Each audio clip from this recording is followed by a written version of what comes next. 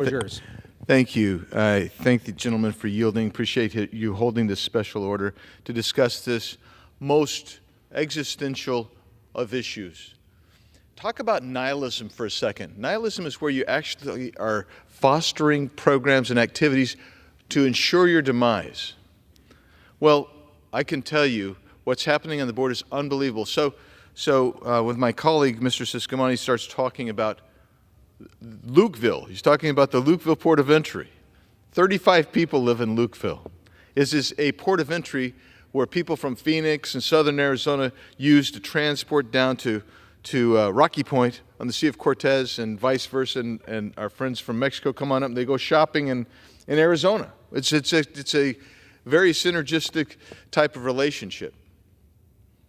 But what happened more than 10 days ago, resulted in the closure 10 days ago of that port of entry, is that there were so many illegal aliens coming there and entering our country that the Border Patrol, they couldn't process them. ORO could not process the people. We couldn't keep enough people there to process legal traffic and deal with the influx of over 1,000 a day.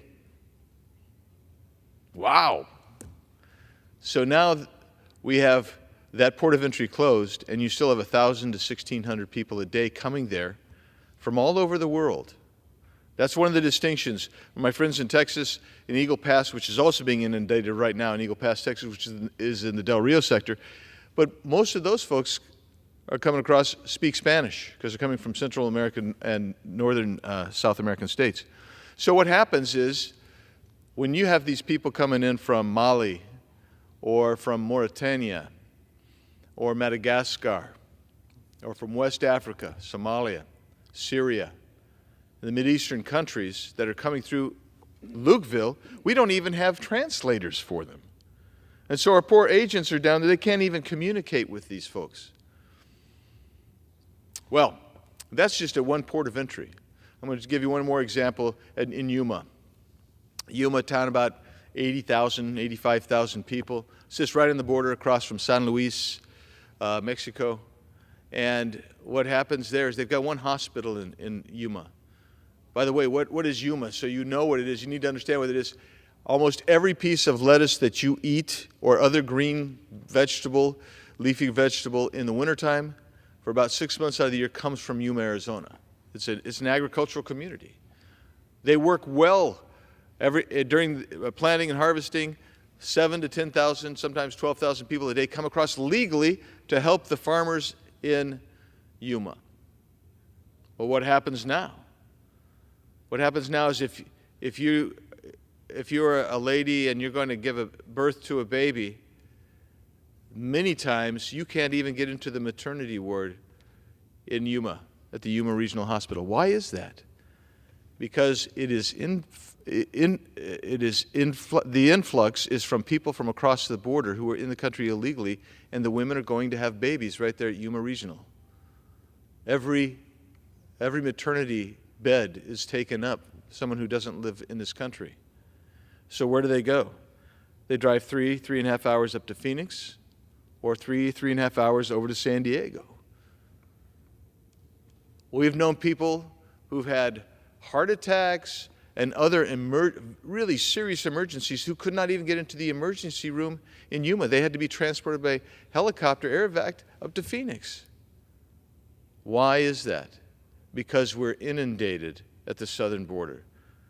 This is a crisis of our own making, not ours, but this administration's making. People say to me, why do they do this? It's inexplicable. It's not incompetence. Surely if you were incompetent, at some point you would say, hey, you know what, almost 10 million illegal aliens into the country in 3 years, we got a problem, we probably ought to change our policies. They don't want to change their policies. They do not want to enforce the law. There are laws on the books that would help slow this down immediately if they would enforce them. You know what the first one would be is that you actually take the 1.5 million people who are in this country illegally, who have received due process and have removal orders to leave the country, but who refuse to leave the country. You would say, we're going to actually find those people and remove them. You know what happens when you're removing people?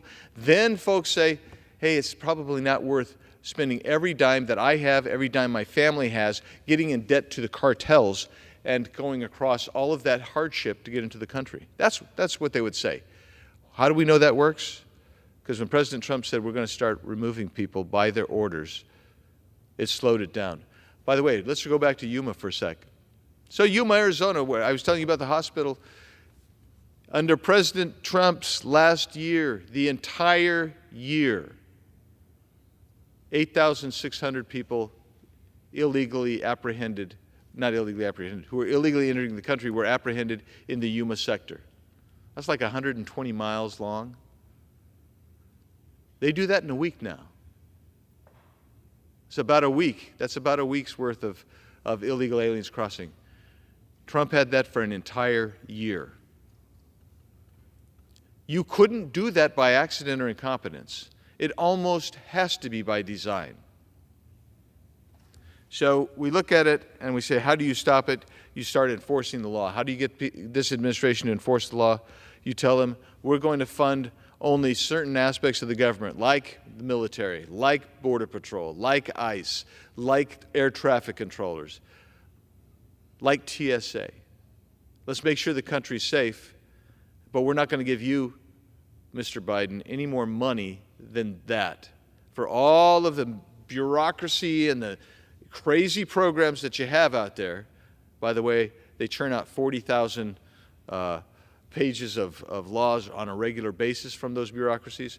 We're just going to slow that down until you do something with measurable metrics that show us that you actually are bringing down the number of illegal border crossings and you bring it under control. That's how you settle this. We have got to settle this. It's going to change this country. And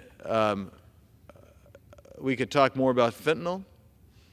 So when my colleagues across the aisle say that fentanyl 90%, 95% or whatever is seized at the ports of entry, why do you suppose that is?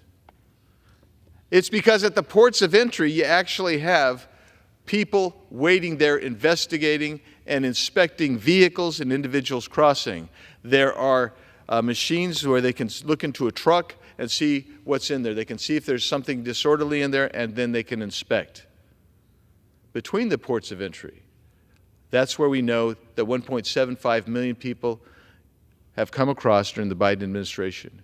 They're wearing camo and carpet shoes so they won't be detected.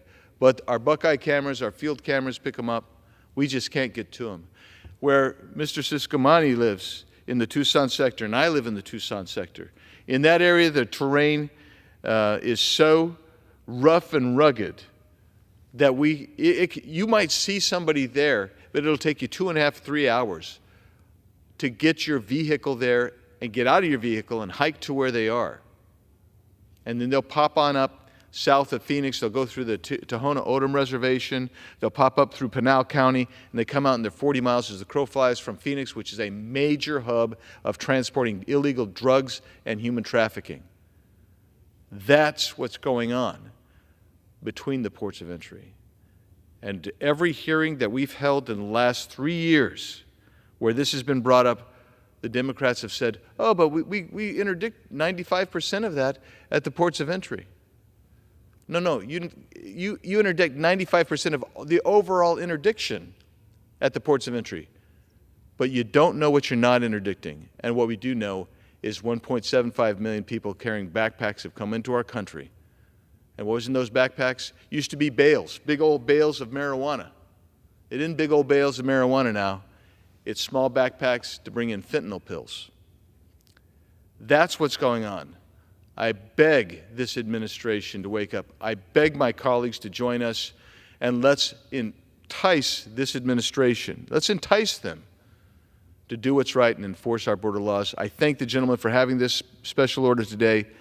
And let's join hands and let's defeat this wide open border that is forever going to adjust our country. With that, Mr. Chairman and my good friend, I yield back. Thank you. Thank you, Mr. Biggs. Thank you.